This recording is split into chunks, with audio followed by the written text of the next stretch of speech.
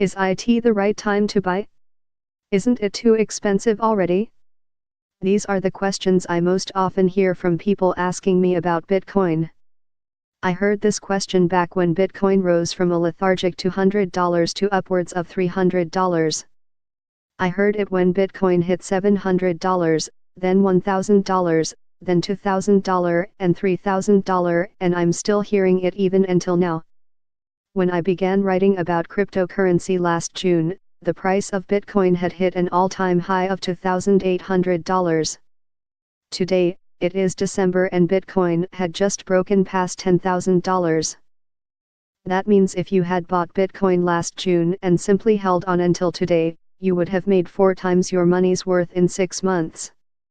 This year alone, I have seen more people becoming interested in Bitcoin than I have in the previous 2 years combined. The reactions are varied. Some want to jump in immediately while others are skeptical and holding back.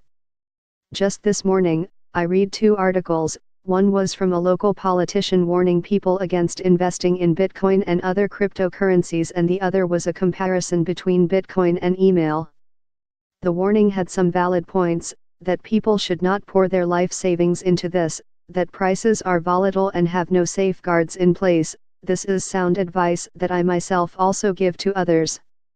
The politician further said that, investors stand to lose everything overnight if exchange platforms for cryptocurrencies shut down or when the consumer's virtual wallet containing confidential information is hacked or stolen, and while that is true, there are also safety measures one can take to prevent that.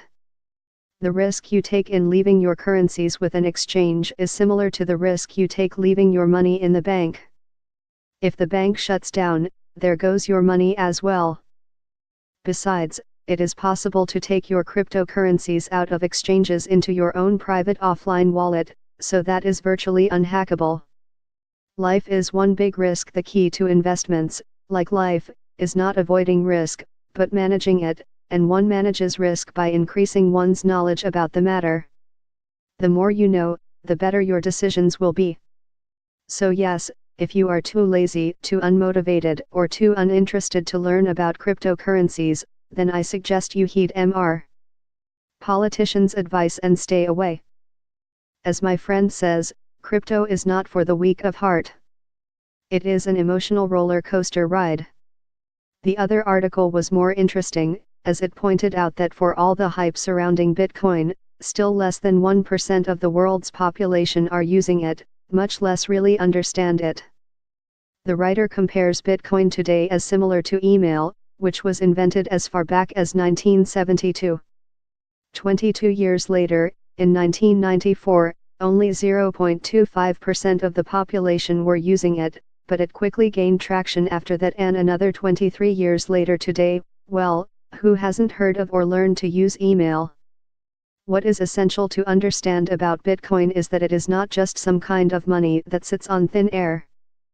Its value does not rest on pure speculation alone. Yes, there are many casual investors jumping on the Bitcoin bandwagon wanting to get rich quick.